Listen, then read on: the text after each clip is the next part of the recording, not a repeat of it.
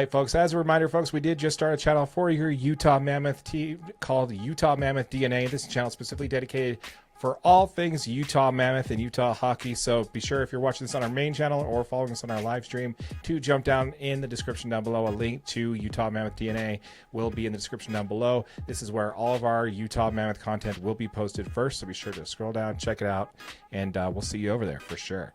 All right, so let's go ahead and jump into it, man. It's been, like I said, it's been a while since we last chatted. There's been a lot of happenings going on in the month that we've been on. So much happened, dude. Yeah, so we definitely want to jump into it. The first two subjects we really want to get into is, first, let's talk about the draft. By the way, did you get a chance to watch the draft at all and watch our pick at all? No. Okay, so this was actually pretty cool. I know you were probably on vacation when this all went down, but one of the things I wanted to talk about is how they got their pick. They got Tony Finau to announce the Utah Mammoth pick. Really? Yeah, Tony Finau. That's actually really cool. So yeah, the Utah Mammoth select number 4, Caleb Desnoyers is how you pronounce that. Desnoyers, 18-year-old kid, 18-year-old center out of Montauk, which is in Quebec. Montauk Wildcats is where he was in the QMJHL last season. He had 84 points, 35 goals, 49 assists. He was named the QMJHL playoff MVP.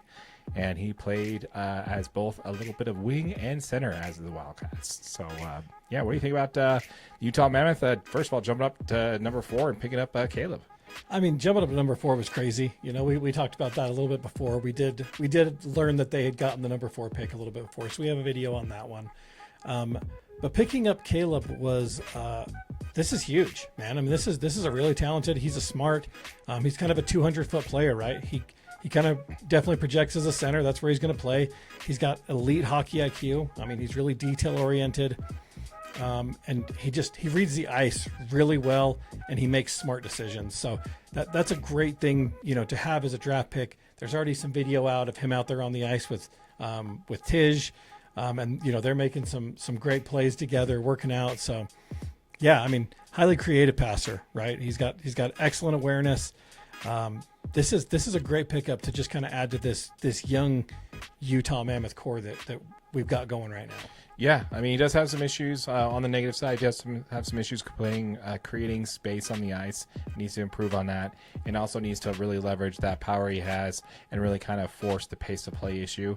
Yeah, because he really has and create a sense of urgency when he's on the ice. There, he's kind of missing on those few things. This is according to some draft reports from the Bleacher Report. I want to make sure we get in there. So he does have some development that he's going to need to definitely take care of. He might spend some time in the minors for this the Utah Mammoth, and we'll probably see him up sooner rather than later. But yeah, to your point, man, just totally helps solidify this young core. We'll definitely talk a little bit more about Tij here in a minute. Yep.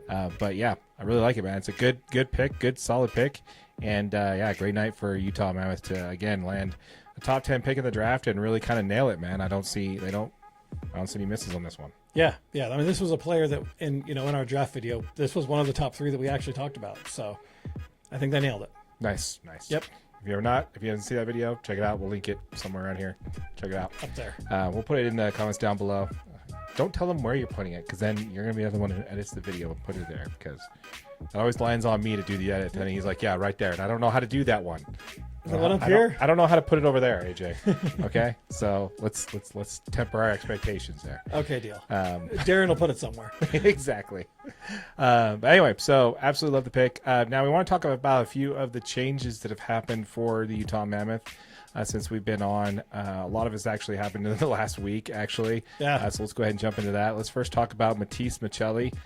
He was traded on June 30th over to the Toronto Maple Leafs for a 3rd-round draft pick in 2027, which is a conditional pick, by the way. But yeah.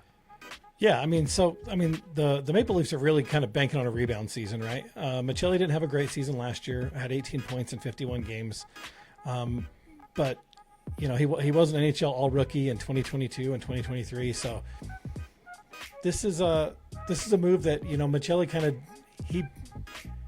he came out into the media and said that he was, you know, kind of looking for a change after he didn't get much playing time last year. So this was kind of, you could all see the writing on the wall that he was kind of looking to be moved. And the Mammoth did a good job making sure they got something in return for a player that they still had under contract. So. Yeah, I like it. This is obviously this is something that Utah has kind of suspended of making a move to clear up some salary. Yeah. This frees about $18 million off the book for them in free agency this year. Utah, that leaves Utah short somebody on the left side of the field. Sorry, left side of the ice there, left wing, with Michael Marconi expected to depart as well.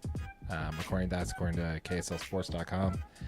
Yahoo Sports is reporting that the Maple Leafs are basically buying low here and hoping that he returns more to his rookie type numbers that he had with Arizona. Yeah, banking on a rebound for sure. For him. Saying that though, they're hoping that pairing him with an elite talent in Toronto will help position him for a rebound season next year. Which I'm just gonna have to say, middle finger to that man. Elite talent. What are you trying to say? Yeah. You trying to say we don't have elite talent here in Utah? Yeah, exactly. What's that about, man? I don't like it. I don't like it at all. Matisa Machelli, though, really enjoyed the time that you spent with the Utah Mammoth, which at the time was Utah Hockey Club. Got to respect the time and where they were at the space there. I'm actually kind of excited about this move for both parties, man. It frees up a little bit to bring in something new, and obviously he was underutilized, and you don't want a player who's underutilized sitting on the bench there getting disgruntled. So I think this is the right move all around. Yeah, good move. I like it. All right, moving on over, we have JJ Peterka. This was another move that happened that was traded from Utah to Utah from Buffalo for defenseman Michael Kesselring and forward Josh Doan. Right after that, he did sign a 5-year, $38.5 million contract with a $7.7 million AAV with Utah once he landed here. Yeah.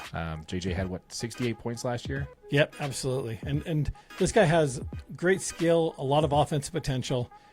So he's kind of a great top line scorer who fits with, again, this young kind of emerging core for Utah. And then Buffalo gets Kesselring, who the right shot defenseman had 29 points in 82 games last year. And we all like Josh Doan. He, the 23-year-old forward had 19 points in 51 games last year for the Utah Hockey Club at the time. Mm-hmm. So both of those guys, they're going to bring some good competitiveness. Those guys will definitely help out Buffalo. But exciting to bring JJ Peterka. I think he's going to be a good option. Kind of fills that top 6 scoring role. Even at the cost of two, kind of younger, promising players. Yeah, I think so, man. I think you're right. And also, I really like what Armstrong stated here. He's like, we need help solidifying our scoring and adding him to our nice young core of forwards.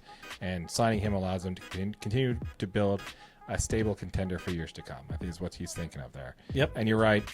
Michael Kesselring and for Josh Doan, they actually lived together. I don't know if you knew this.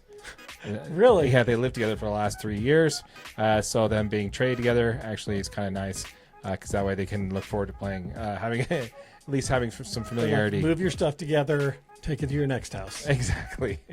Move it on. Kesselring was looking for an opportunity to play more and have a bigger impact, and he believes the Sabers are going to give him that opportunity. Doan was also named to trade, like I said, and we'll see him as well with the Sabers as well. Okay, so let's go ahead and wrap up some Utah Mammoth talk today with an update there on Tej. I can never say it. Iginla. Yeah. I don't know why I have such a hard time with that. Tej Iginla. Iginla? Did I say it right? Sounds right to me. I've heard it both ways. It sounds how it's spelled. Exactly, which is really hard to say. Yeah. But last year over the winter, he had double hip surgery, but was reported to development camp this week. He's wearing the no contact jersey as he works out with the team to get back to 100%, and that's hopefully by August. Yeah, absolutely. So he is participating in the developmental camp. If he can get back to full contact within a month, you really just want this guy to, kind of keep focusing on his hockey IQ. He mentioned that during rehab, he watched a lot of game film. He used VR training, kind of kept building strength at the gym. So this kid's a top prospect for Utah, right? I mean, he was selected 6th overall by the Utah Hockey Club in the 2024 draft.